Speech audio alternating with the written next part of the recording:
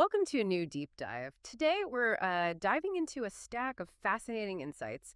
It's all centered around a really intriguing topic. You've probably heard of virtual reality, right? Maybe even tried a game or two. But what if it became your next workout studio? We're pulling knowledge from material titled Sweat in the Simulation, launching a VR fitness platform. So, this deep dive is all about understanding well, the whole landscape of VR fitness. We want to uncover why it's booming, explore how people are actually building successful platforms, and pinpoint the opportunities for, anyone curious about this space. It's not just about the usual home fitness anymore. We're talking immersive, gamified workouts, all without leaving your living room. Yeah, and what's particularly captivating here is how this subject, it sort of weaves together several major emerging trends. We're going to explore not just the tech advancements, but also those big shifts in what consumers want. And interestingly, the surprising accessibility of actually building something in this new frontier.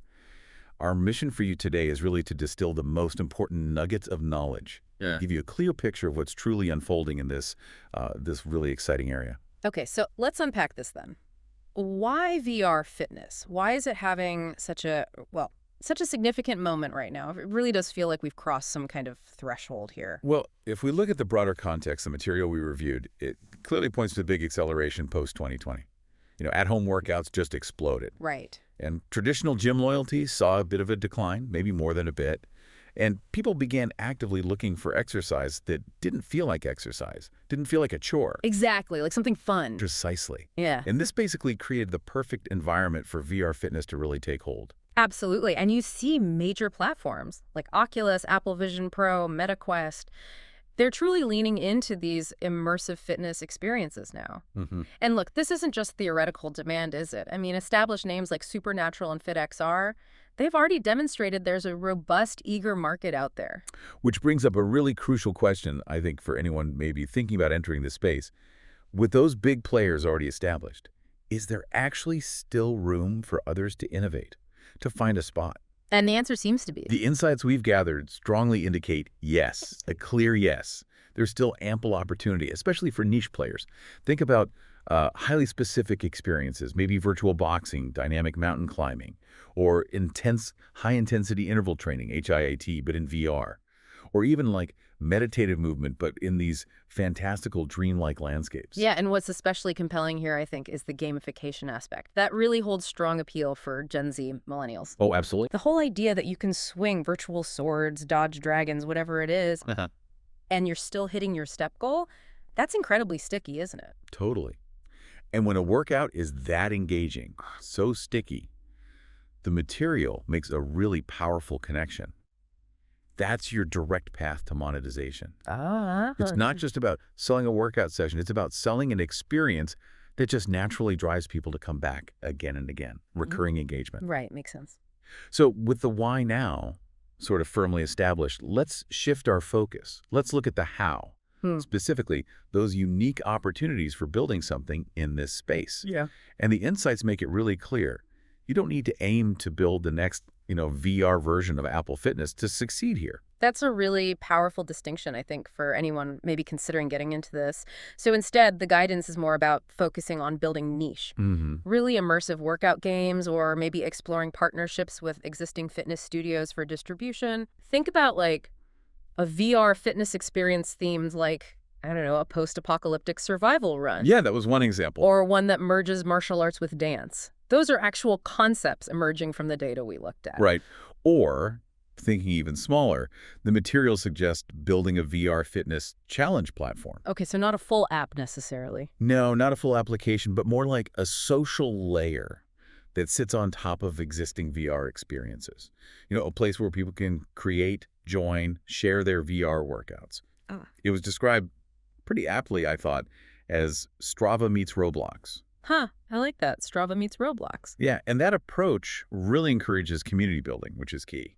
So the barrier to entry, it might be far lower than a lot of people assume. Definitely seems that way. You could actually start with, say, basic Unity builds and strategically partner with influencers, maybe in the VR space or the fitness space. That's a route mentioned, yes. The core takeaway here, it seems, is that you're not just selling exercise routines. You're selling the experience, the competition, the escape. Exactly. And that's what people are truly hungry for right now. Yeah. Okay. So now let's talk about the money side of things. revenue. Right. Because while, monthly subscriptions are kind of the obvious path, Sure, the standard model. yeah, but our deep dive reveals there are actually far more creative, more diverse income streams you could explore in this market. It's still developing. Okay, like what, beyond the standard sub, what did the material suggest?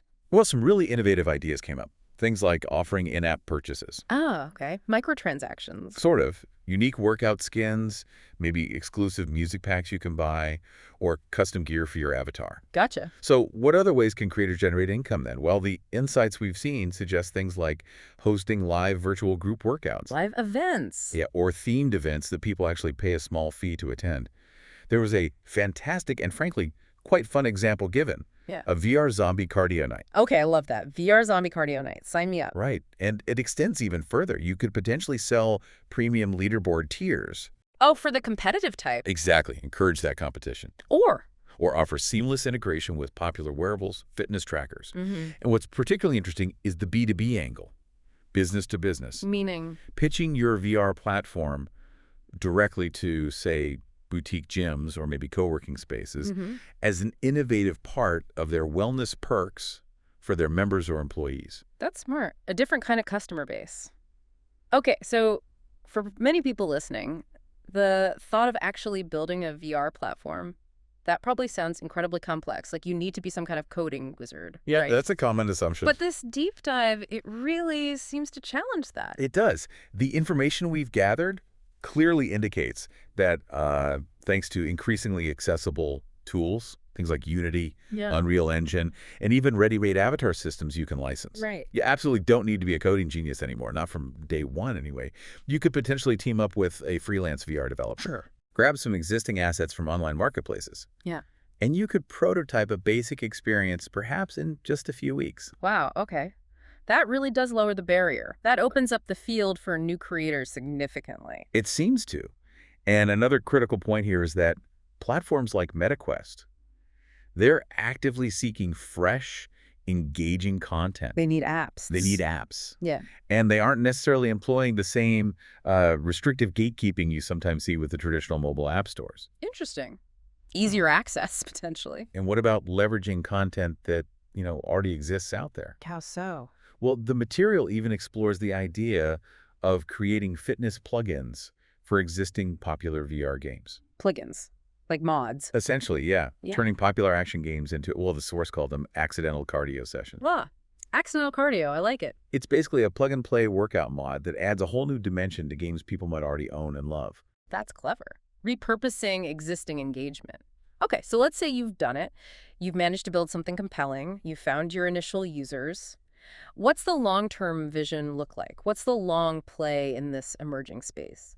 Right. Looking ahead, when we consider the bigger picture, the material really outlines two primary paths for the future, potentially. Yeah. First, you could build your user base with an eye towards perhaps licensing your unique VR workout engine. Licensing it to who? To physical gyms, perhaps.